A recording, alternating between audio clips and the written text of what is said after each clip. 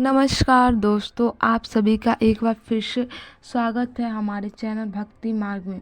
आप सभी को होली की हार्दिक शुभकामनाएं। आइए मिलकर सुनते हैं होलिका दहन की पौराणिक कथा।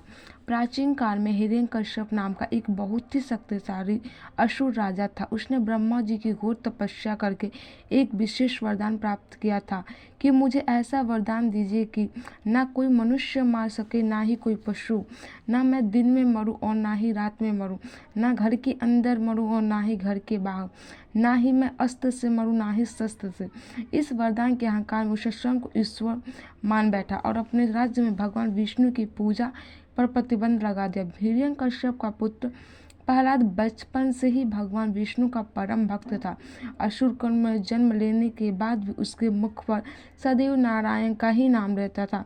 हिरण्यकश्यप ने प्रहलाद को दैत्य गुरुओं के पास शिक्षा लेने के लिए भेजा ताकि वह असुर विद्या सीख सके, लेकिन प्रहलाद का मन केवल भक्ति में ही लगा रहता। जब हिरण्यकश्यप को पता चला कि उसका पुत्र विष्णु की पूजा करता है तो बहुत ही क्रोधित हुआ। वह अपने पुत्र प्रहलाद को भक्त मार्ग से हटाने के लिए कई प्राणघातक प्रयास किए। ऊंचे पर्वत शिखरों से नीचे फेंकवाया, उसे विषैले सांपों के विष छोड़ा गया, मत वाले हाथियों के पैर के तलू के कुचवाने की भी कोशिश की गई और तथा गहरे समुद्र में उसे डुबोया गया। लेकिन हर अवसर पर भगवान विष्णु की कृपा से प्रहलाद सुरक्षित बच गया और इससे उसको विश्वास हो गया कि भगवान विष्णु पर और अधिक बढ़ गया। अंत में हिरण्यकश्यप ने अपनी बहन होलिका को बुलाया। होलिका को यह वरदान प्राप्त था कि वह अग्नि में जल नहीं सकती थी। उसको वरदान से एक ओढ़नी मिली थी जो अग्नि में जल नहीं सकती थी।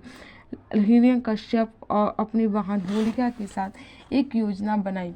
हिरण्यकश्यप की आज्ञा से होलिका प्रहलाद को गोद में लेकर जलती हुई चिता पर बैठ गई और उसने स्वयं को ओढ़नी से ओढ़ ली। प्रहलाद निर्भय होकर नारायण भगवान का नाम जपता रहा। परिणाम स्वरूप का ओढ़नी का दुरुपयोग करने के कारण होलिका की ओढ़नी उड़कर प्रहलाद के ऊपर आ गई और वो फिर स्वयं जलकर भस्म हो गई और भक्त प्रहलाद आग में सुरक्षित निकल आया। इसी घटना की याद में फाल्गुन मास की पूर्णिमा को होलिका दहन किया जाता है। अंत में हिरण्यकश्यप ने प्रहलाद से कहा, तेरा भगवान कहाँ है? क्या वो अभी भी इस खंबे में है? खंबे पर प्रहलाद किया। भगवान विष्णु ने नरसिंह का अवतार लिया और आधा मनुष्य और आधा नर सिंह का उन्होंने हिरण्यकश्यप के वरदान के सभी शर्तों का सम्मान करते हुए उसे महल के चौखट पर रखा, जो न घर के बाहर न अंदर। भगवान ने उसे अपने गोद में बैठाया और न धरती पे और ना ही आसमान में। उसको मारने के समय गोधरी बेला चुना गया, यानी शाम का समय, और उन्होंने उसके ऊपर नाखूनों से प्रहार किया, जो ना कि अस्त्र था ना कि शस्त्र।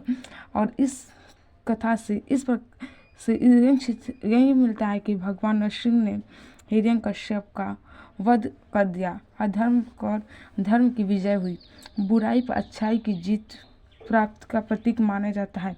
इसके अगले दिन रंगों की होली खेली जाती है। ऐसी वीडियो पाने के लिए हमारे चैनल को सब्सक्राइब करें।